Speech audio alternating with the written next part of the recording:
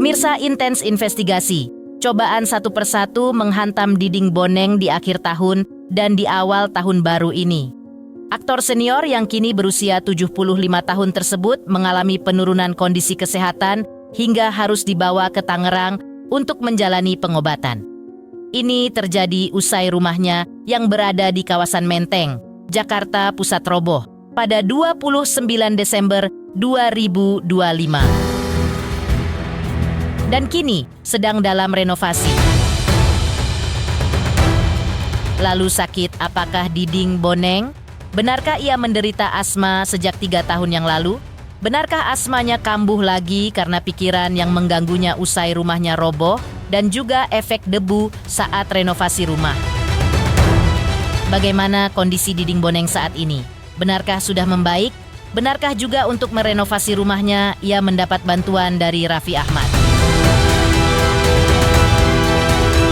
Pemirsa, bersama Intens Investigasi, kami hadirkan kabar terkini, terpercaya, dan teraktual.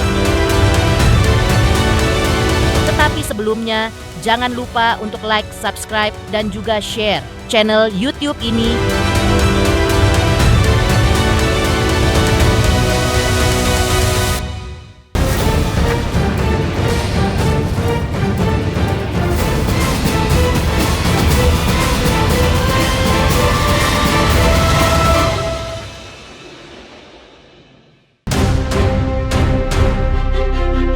Mengejutkan aktor senior, Diding Boneng mengalami momen yang cukup mengkhawatirkan ketika sedang diwawancarai salah satu media.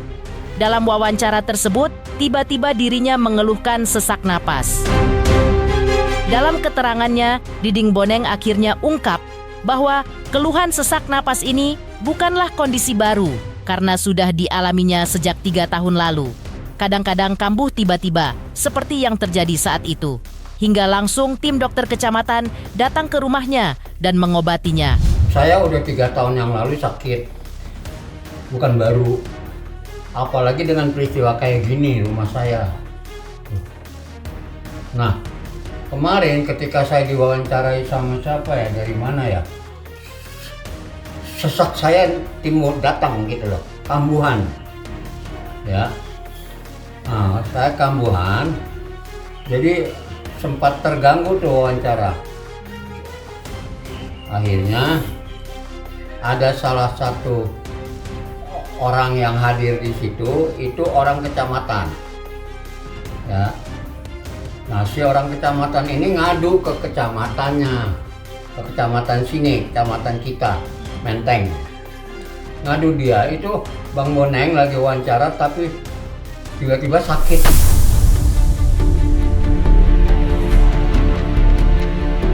Sakitnya apa? Sesak, katanya nggak bisa napas. Langsung si yang dilaporkan ini, entah camat, entah wakilnya, entah siapa, saya nggak tahu. Langsung ke tim dokter kecamatan. Ya, langsung dia ke tim dokter kecamatan. Itu Bang Boneng di rumahnya lagi wawancara, tahu-tahu sakit dan nggak bisa napas. Datang itu 5 dokter ke sini, ke rumah. Usai ditolong oleh para dokter kecamatan tersebut, diungkap Diding Boneng juga bahwa ada tetangganya yang datang ke rumahnya. Diding Boneng jalani pengobatan yang menurutnya beda dengan cara dipijat, dimandiin, dan dibalur ramuan. Dan diakuinya, usai dibalur entah dengan ramuan apa, tapi ia merasakan hati, jantung, dan paru-parunya menjadi hangat. Terus ada orang juga tetangga nih ngelihat, emang sakit apa sih Bang Boneng, katanya, kok ampe kayak gitu. Ya saya bilang lah, saya asma pada dasarnya. Tapi itu sudah nggak tahu lah dari mana, apa turunan apa-apa nggak ngerti. Pokoknya kesannya saya katanya kambuhan, asmanya kambuh. Kalau Bang Boneng mau saya bantu, Bang Boneng ikut saya deh. Lah kemana? Ke rumah saya. Di mana? Tangerang. Mau ngapain? Bang Boneng kan asma. Saya ini spesialis asma, katanya. Tapi saya bukan dokter. Jadi dia bukan dokter secara resmi kayak yang kita tahu. Dia itu cuma pengobatan alternatif. Pagi jam 8 kali. Saya tuh dijemput. Saya cuma bilang sama keluarga saya mau berobat ke Tangerang. Ya keluarga saya tahunya itu aja. Nah ikutlah saya sama dia ke Tangerang itu kemarin. Jadi dia dengan cara dia saya diurut, terus saya dimandiin air hangat. Habis gitu saya dibalur tadi. Aneh kan? Mandi dulu baru dibalur tuh. Kan harusnya balur dulu baru mandi. Itu baru bersih. Bener kan? Tapi dia dibalik. Dimandiin dulu baru dibalur. Kan kotor lagi. Ya udah tapi saya ikutin aja. Tapi memang saya rasakan. Saya dibalur nggak tahu pakai ramuan apa, nggak tahu saya. Dia bikin itu di dalam nih rasanya semua hati, jantung, paru itu semua hangat, padahal yang dibalur sini tapi ini terasa hangat. Usai jalani pengobatan alternatif tersebut, Diding Boneng pun mengungkapkan kondisi kesehatannya yang lebih membaik dan ada reaksi. Selain itu, ia juga disarankan untuk punya istirahat yang cukup dan jangan terlalu memikirkan hal-hal yang membuatnya tertekan. Tapi dari kejadian yang dialaminya saat ini terkait rumahnya roboh diterjang angin kencang, dirinya mengaku tidak tenang. Tepat 1 minggu rumahnya roboh, diakuinya kalau dirinya terganggu tidurnya dan selalu memikirkan apa yang sedang dialaminya saat ini. Meski begitu, aktor asal Betawi ini mencoba mendengar yang disarankan, walau prakteknya berat. Bang Boneng bisa sehat terus, tapi jangan ada yang bikin kesel lah, yang jadi Bang Boneng marah lah, yang jadi apalah gitu. Pokoknya pikirannya nggak boleh ketekan. Datang langsung itu penyakit, langsung sesak, langsung apa gitu. Tapi Ya saya mau gimana, dengerin aja dan berusaha ngejalanin apa sarannya gitu pengennya. Tapi bagaimana? Ini udah 1 minggu nih. Ini awal terjadi malam Senin kemarin. Sekarang malam Senin kan? Iya. Ya kan? Persis nih saat 1 minggu. Siang malam apa nggak tidur?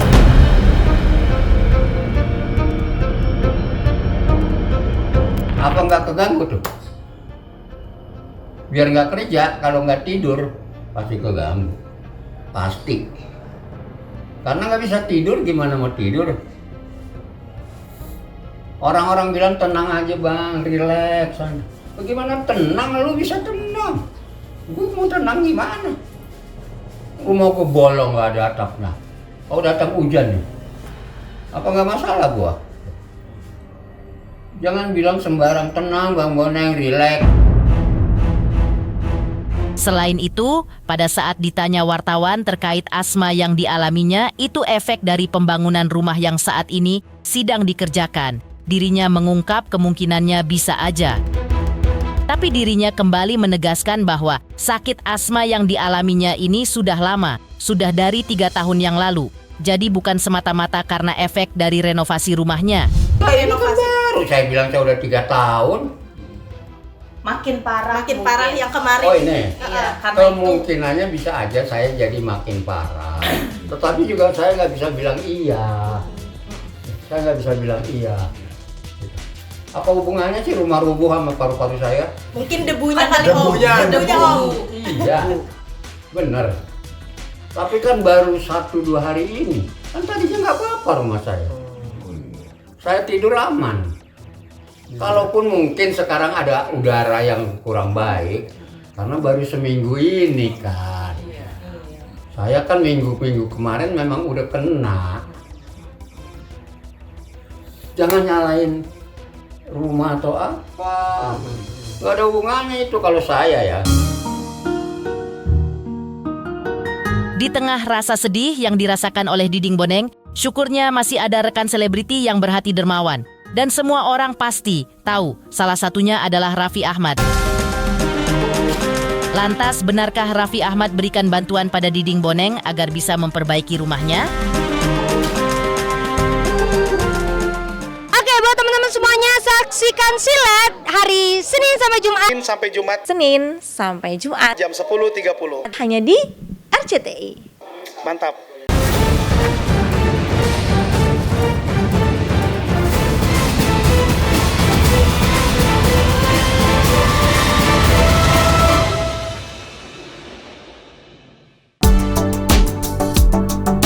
Siapa sangka di balik nama besarnya membintangi sederet film legendaris, di masa tuanya, Diding Boneng justru mengalami kesulitan ekonomi.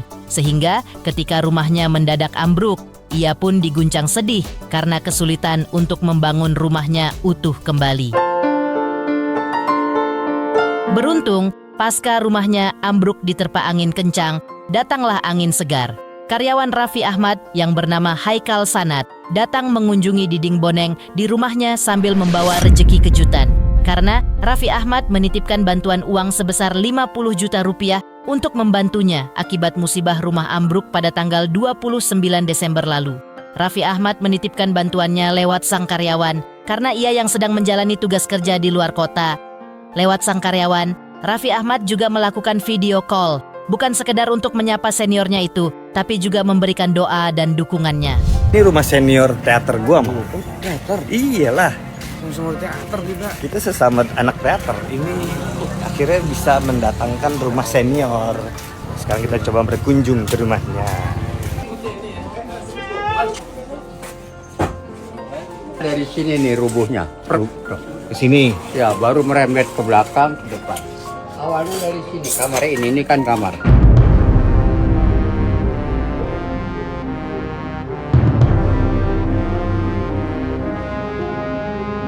Ini ada senior teater saya, A. Rumahnya ambruk.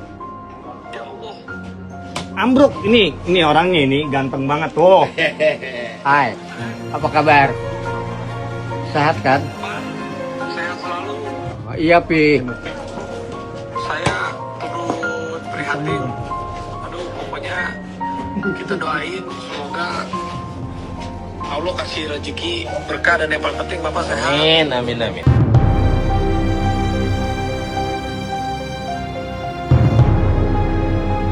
Ini kejadiannya 4 hari yang lalu, malam Senin. Iya, saya Tuh. dikasih tahu sama tim tadi. Ya udah saya bilang bantuin pokoknya. Amin. Kita, Amin. Insya Allah sebisanya kita bantu ya. Amin. Bu.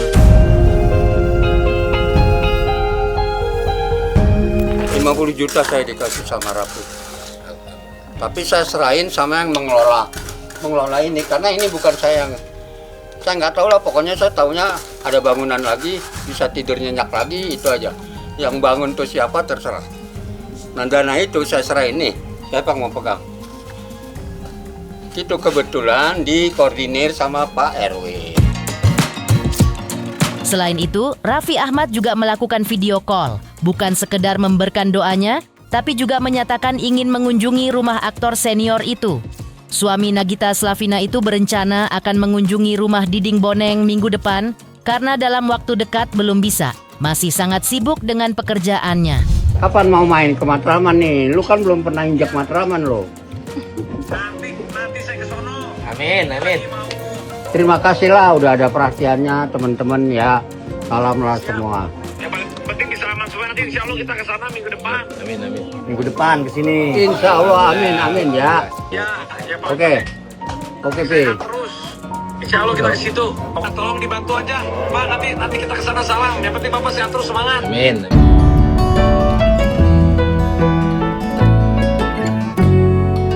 Dia cerita Raffi belum bisa ke sini karena Raffi masih ada kerjaan di luar kota, di daerah. Insya Allah minggu depan katanya Raffi mau ke sini karena dia udah dari Jakarta. Seperti apa Diding Boneng ungkap kesedihan dan kenangan manis di rumahnya yang ambruk tersebut? Oke, buat teman-teman semuanya, saksikan Saksikan Silet hari Senin sampai Jumat. Senin sampai Jumat Jam 10.30. hanya di RCTI. Mantap.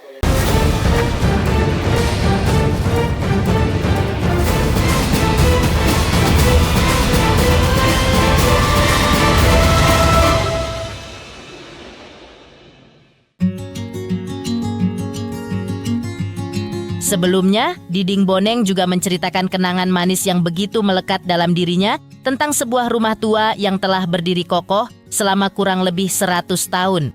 Rumah yang dibangun kakeknya bukan sekadar bangunan baginya, melainkan saksi bisu perjalanan hidup yang penuh cerita.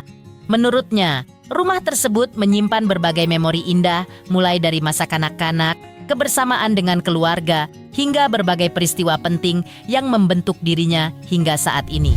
Dari tahun berapa nih rumah? Waduh, Ini seru nih. jujur aja saya sendiri nggak tahu kapan ini dibikin. Karena begitu saya melek, ini udah ada rumah. Dan semua ini rumah yang bangun kakek, bukan bapak. Kakek nenek tinggal di sini. Sampai bapak dari bujang sampai berumah tangga sampai lahir saya itu di sini. Jadi kalau saya sekarang 75 tahun, kurang lebih ini rumah 100 tahun ada. Sedih banget. Turun dikit Pak. Nggak agak sedih, nggak. Ya gimana semua. Ibu saya menimang saya dari bayi di sini. Udah gedean yang dibecanda di sini, di dalam rumah, di ruang tengah. Bercanda segala macam. Saling tangis, saling ketawa. Kan di sini semua.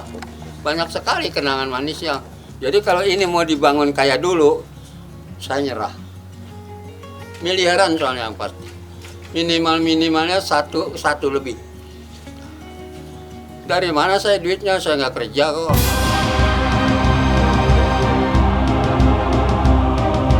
Pemirsa Intens Investigasi, jangan lupa saksikan terus Intens Investigasi. Dan pastikan jangan lupa untuk like, subscribe, dan juga komen. Terima kasih juga atas kesetiaan pemirsa atas pencapaian jumlah subscriber yang kini menuju 4 juta subscriber channel Intens Investigasi.